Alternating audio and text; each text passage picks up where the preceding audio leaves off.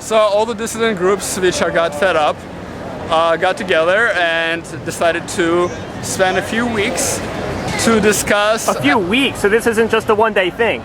Oh, it's not a one-day thing. I'm not sure what everyone else is doing, but to be honest, I'm here because I feel like if we can deterritorialize ourselves, if only for us, if only for a day, and reach the capitalist milieu, just if only for a day, if only for us, then we've done something which is worth doing. They decided to come together and distill a set of demands, just like their brethren. Demands? Who are we to make demands? Look at us. Who are these Egyptians to make demands of anybody? You know, just little people. My name is Sam Cohen. I'm a civil rights attorney with the law offices of Wiley Stecklow, Wiley Law. What people are doing here are they're part of the Occupy Wall Street movement, which is, I've been given to understand it, was proposed by Adbusters and disseminated by Anonymous. And as I've been given to understand through working with the General Assembly of the occupation and also with individuals here, the goal of the occupation is twofold. One, to express dissatisfaction with the current policies and practices of the U.S. government, which take control away from the hands of the people and place effective influence over the government largely in the hands of interests with large money. That can be corporations or individuals, but basically it seems the government goes where the money says. The secondary goal of the occupation, as I've been given to understand, is to figure out what their demand is. And to that end, I believe that the General Assembly has been meeting twice daily to discuss and to determine by consensus what their one demand is that they are going to communicate to the American public at large and to President Barack Obama. So what you mean is something could actually come out of this. This is more than a bunch of people standing around. You know, like we're actually onto something here. This is more than a bunch of people standing around because this is a gathering of expressive association. These people have come together for a reason, and their right to be together is protected by the Constitution because they've come together to express their views. Wait, the Constitution still matters? Oh yeah, absolutely. But they've come together to express their views, and they've come together to speak with one another and to determine further what their views going forward should be and what they should be advocating for. And those are goals that are explicitly protected by the First Amendment. The system is so sick that that American empire is comparable to the Soviet Empire in its final days. So all the major problems that the United States has right now, Soviet Union had also. Gerontocracy, elderly people in power, incompetence, who whenever they touch anything, they mess it up. We are standing up for the rights of everyday people all across the world. We still have rights? What's that mean? Well, we don't have rights. Oddly enough, we have the right to peaceably assemble, despite what some people are trying to inform us otherwise of. We have the right to free speech. We have the right to be happy, I think. Life, liberty, pursuit of happiness, somewhere in there. I remember that. We have the right to at least pursue it. Yeah, we can at least pursue happiness, which is what we're doing here. Keeping everybody happy, keeping everybody healthy. We're all having a good time. We're all enjoying ourselves. Well, what's up with Wall Street? Like, what's the big deal? Well, big corporations on Wall Street make billions of dollars every year, and they pay $0 in income tax. And that's not fair. They get capital gains which are not taxed, and the government just kind of goes along with it, and they don't do anything to stop it. And that really hurts us. I mean, our taxes go up, banks are foreclosing on homes, people are not able to go to school, people who do go to school can't get a job, and we're not okay with that. Nah, man, it's got to stop. So what's happening right now is all the dissident groups in the United States realize that they need to form a common popular front against the regime. They know they disagree about what they want to replace the system with, but they definitely agree on what they are against. And they are against this current regime of financial cartels looting us every single day, every single week.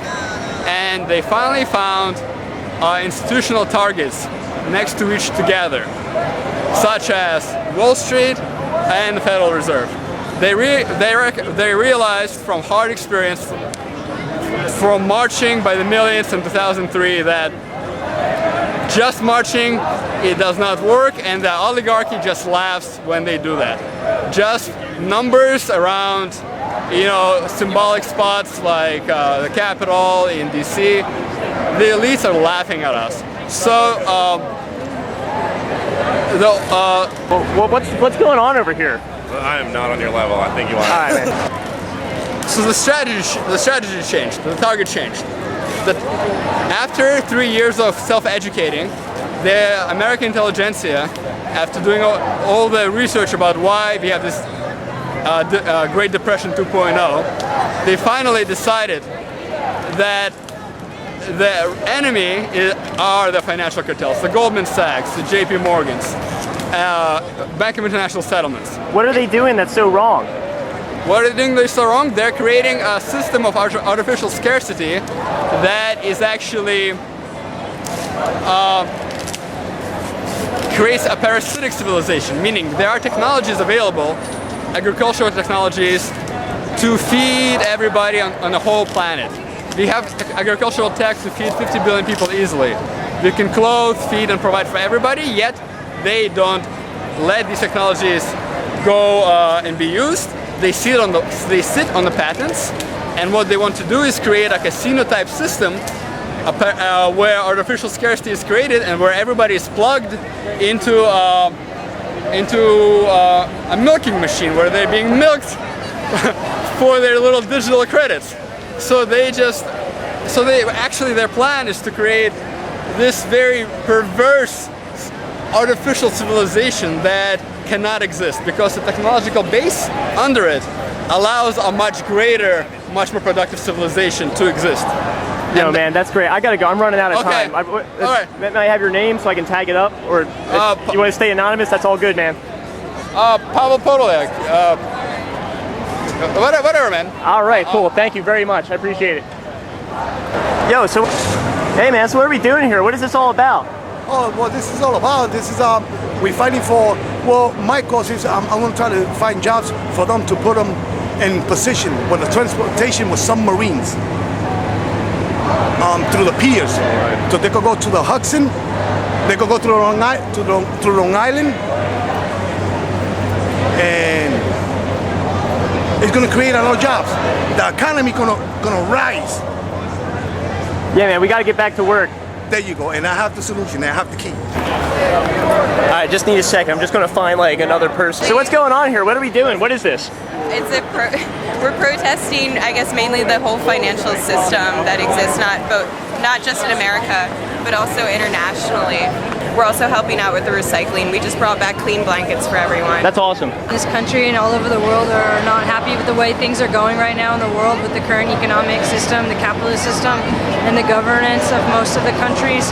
And that's why you see these people occupying plazas in places like Egypt and Spain and here in New York City, because a lot of the people that are not within the 12% of the richest population are unhappy with their situation and see that governments and also politicians are taking more than their share of the wealth and resources of the planet. Yeah.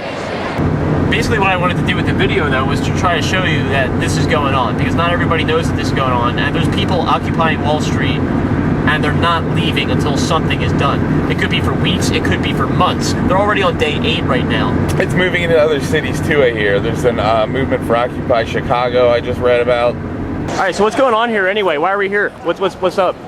Well, basically, we're protesting everything was wrong with the economy right now. We're protesting against, unemployment, rise in tuition. Why are we suffering when the rich are making so much money? What's going on is we're trying to start something new. We're trying to get people riled up and to overthrow the current system. I mean, that's our duty as Americans. That's in our Bill of Rights. We have the right to do this. So, we're a voice for the people. We're trying to end homelessness, trying to end hunger, try to get jobs for people, try to make college tuition rates fair. Then we're trying to get some money from the rich and give it to us, the other 99%, the people who are suffering because they're rich. Can I curse on here? the rich motherfuckers up there are making all the damn money by exploiting us, all these corporations and whatnot. They're overtaking us and they're exploiting us and they're killing us slowly with all these GMOs and all these secret ingredients that they put in food. And that, what do you think causes? They do that to hide inflation. Used to be really big in agriculture. Each family used to be able to either feed themselves or knew somebody next door that grew food that they could get the food from. Nowadays, you go to the food store and everything is shipped from like 1,000 miles away. What are we going to do when we run out of gas? All the food stores are going to be empty, and a lot of the cities and there's going to be riots. It's like,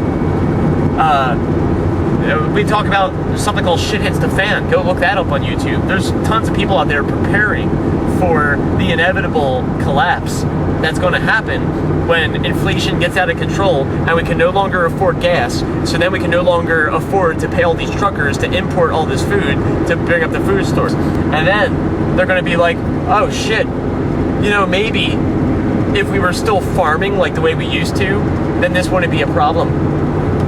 Yeah, exactly. Things are cheap. Wonder why things are cheap? Because they're shitty. They're the things that give you cancer and diseases. That's why. No, it's because they're subsidized. They're cheap because they're subsidized. Because Earl Butts in the 50s put in a subsidy program that made corn cheap. So you can create huge amounts of monocrops, and you don't make any money off of them except the subsidies that you get. So you get 15 cents an acre. So you have to create huge farms for this corn. And then you have an excess of corn, and what are you going to do with it? So you figure out that you're going to make corn syrup out of it. So the corn syrup is really cheap and it's shitty and it's terrible for you. But basically what we end up doing then is the corn syrup and the corn and all these other products are made, processed products, are made from a corn basis. So you think about all the stuff that you get in a fast food store, it's all corn based. So basically what we're doing is subsidizing fast food. But I don't know what else. Yeah.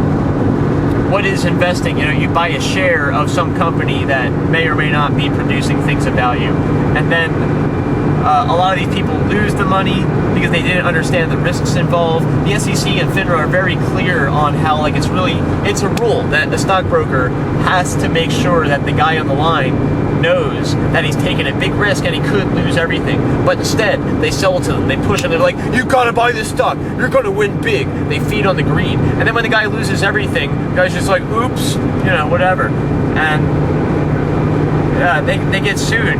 But they never win the suits. I mean, these people are always just like, oh, well, it's in the fine print, man. You should have known. We're just like floating on credit and just trading with each other. I mean, we're not getting anywhere. And as long as the banks are taking a big cut, and you know the interest on all the all the money that we're trading around with each other originates from a loan from a bank that somebody's got to pay back at interest. So they got to collect even more money than what was even given to them. So we created this musical chairs system where each of us are like just grabbing at each other. It's cutthroat almost. Everybody's screwing each other constantly because that's what they got to, oh, well, you got to make money. You got to do what you got to do. You know, like we keep throwing out these we keep throwing out these catchphrases to try to ease the guilt. But whenever you profit, you're taken out of the mouth of someone else.